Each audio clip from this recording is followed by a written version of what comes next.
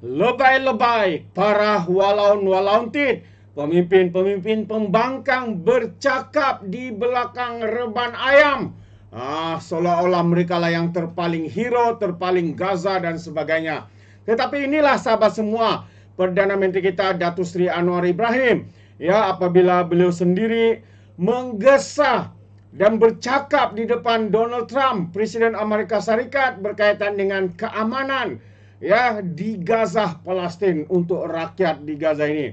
Jadi mana lebih baik sahabat semua, bersorak di belakang reban ayam, hanya ayam yang dengar, hanya para walaun-walauntik yang dengar.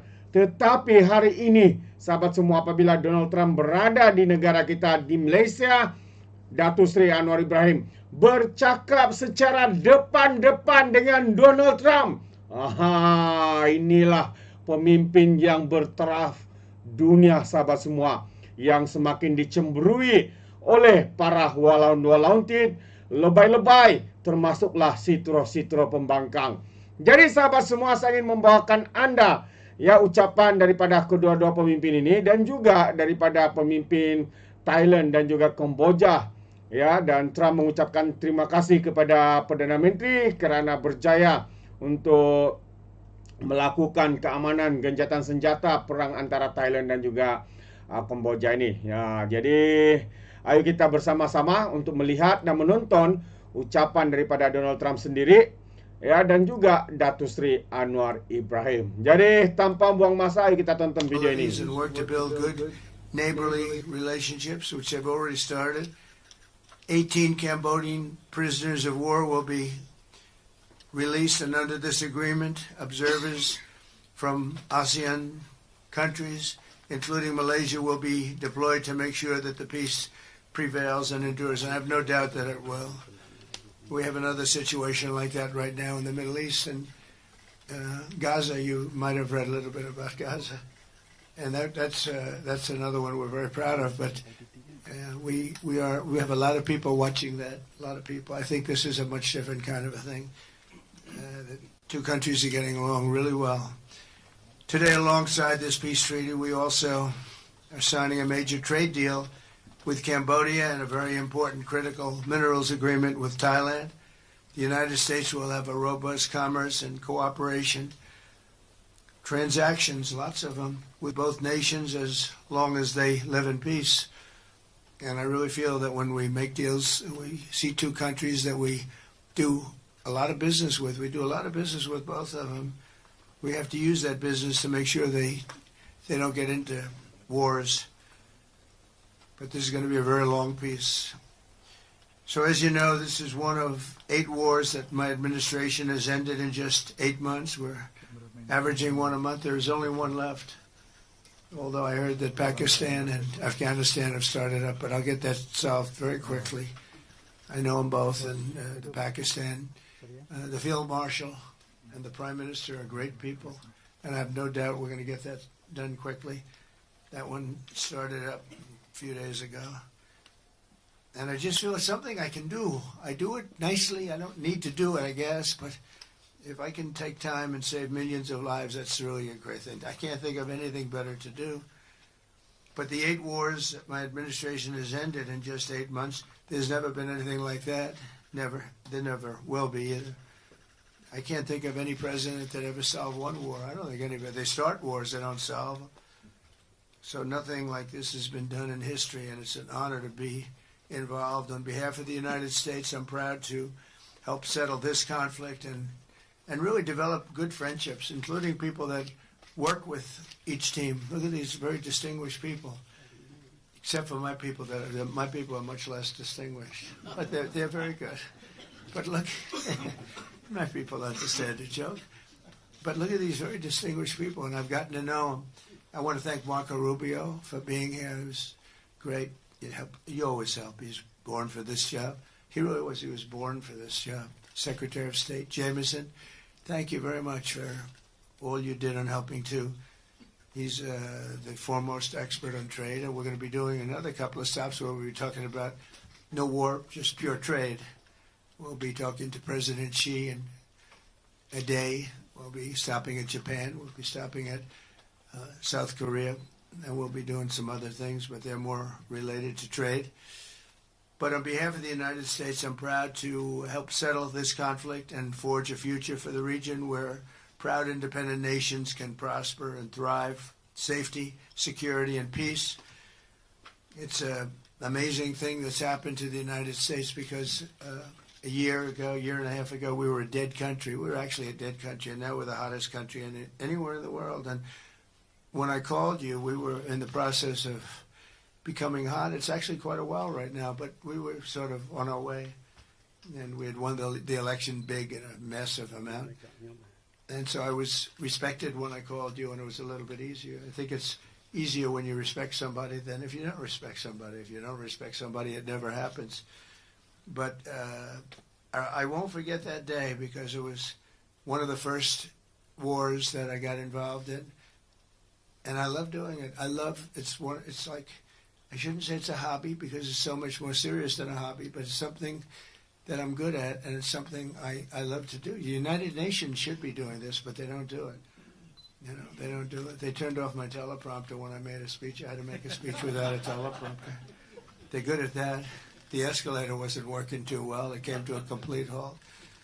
But, I mean, the United Nations has such great potential. I wish they could do it. They didn't get involved with us at all. We just did the deal and reported the deal, and everybody was sort of amazed that we got it done so quickly and so nicely.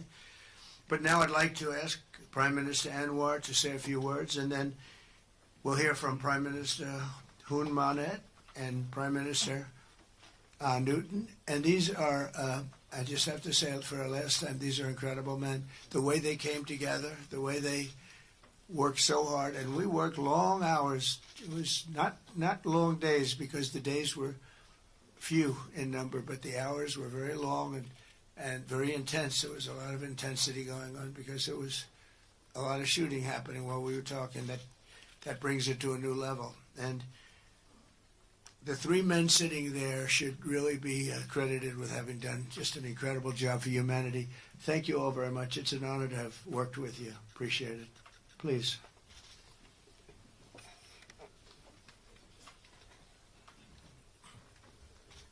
Thank you, President Donald J. Trump, for giving us this honor. And on behalf, of course, Malaysia and our colleagues in ASEAN, I must thank you for your concern, for your empathy, and for your commitment to support this peace deal. When I first received your call, and then urging me to do more in supporting our initiative, and you personally did call both Prime Ministers to urge for a speedy peace settlement, I would say a great thank you.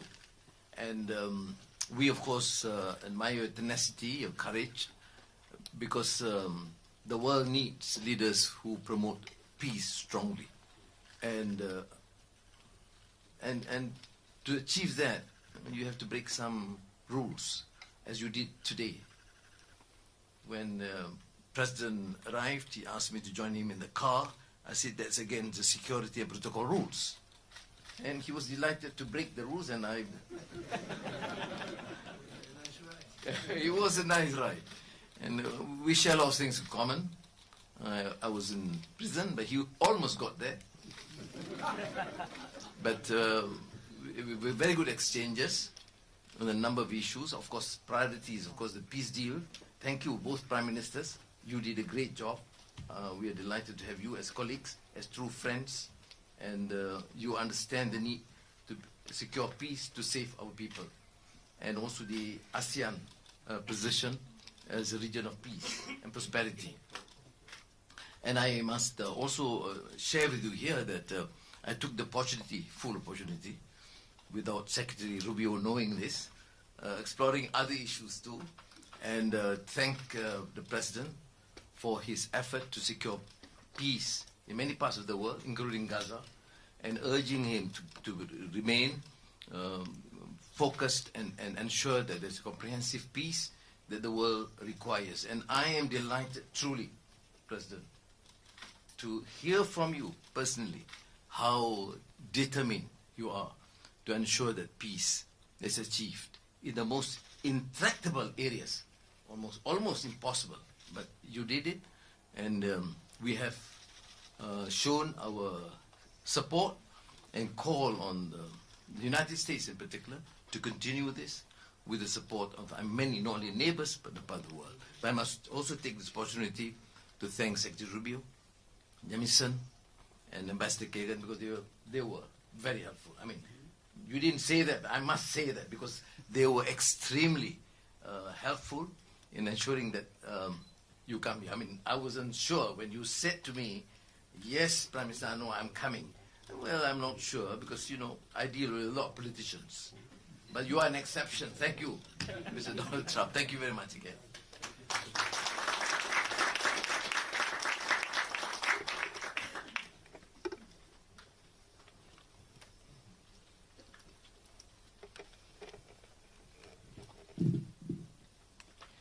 President Donald Trump, Prime Minister Anwar Ibrahim, Prime Minister Anutin Chanvirakul, Excellencies, ladies and gentlemen. Today marks a historic moment, profound significance for Cambodia and Thailand. A day that reaffirms our shared conviction that peace is always possible when nations have the courage and wisdom to pursue it together. On behalf of the Cambodian peoples, I wish to express my deepest gratitude to President Donald J. Trump for his decisive leadership and steadfast commitment to supporting the lasting peace between Cambodia and Thailand, and for his tireless efforts to make it a reality.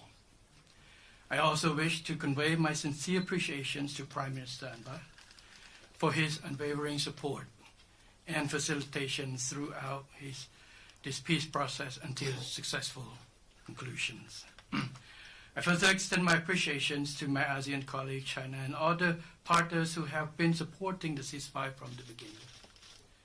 The principles that underpin this joint declaration are those that Cambodia holds dear. That no matter how difficult or complex our dispute may be, they must always be resolved through peaceful means in full conformity with existing treaties and international law. Cambodia reaffirms a strong commitment to fully and faithfully implementing these joint declarations and to continuing to work closely with Thailand and all our partners to ensure that this peace endures and brings tangible benefit to our peoples. We look forward to continued support and contribution of international communities and partners to fruitful realizations of the joint declarations. As we speak, I think our two commanders are discussing on the possibility of the start of withdrawal, partial withdrawal of the first phase of a heavy weapon as an indication of our willingness to show that the execution of the joint declarations. At the same time, I strongly hope for the prompt release of our 18 soldiers on humanitarian grounds and as agreed in the joint declarations. Finally, recognizing your unwavering dedications and resolute effort to promote peace, and not only between Cambodia and Thailand, but also among other nations. And reflecting the gratitude of the Cambodian peoples, I have nominated President Donald J. Trump for the Nobel Peace Prize. And he, like I say, peace saves lives. And this is the wish of our Cambodian people as appreciation for the President. So thank you very much, Mr. President. Thank you.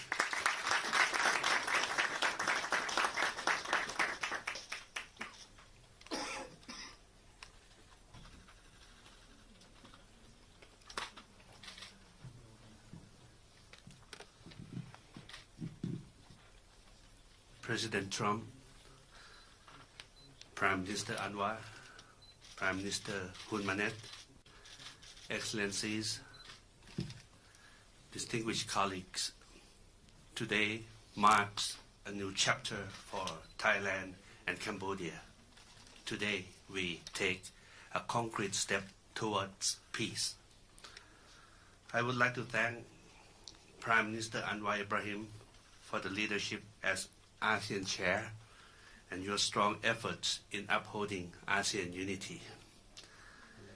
And I also wish to express my sincere appreciation to President Donald J. Trump for your personal dedication to peace between our two countries. And in addition, I thanks so much for the kind words of condolences that the President has given to our country on the great loss of our beloved Queen Mother. It means a lot to Thai people. We have come a long way since agreeing to the ceasefire here in Malaysia on 28th of July. The discussions since then have led to this important outcome, which is the signing of our joint declaration today. And I have to thank Prime Minister Hun Manet for his cooperation and support that led us to this moment. Thailand stands for peace. This declaration reflects our will to resolve differences peacefully in full respect of sovereignty and territorial integrity.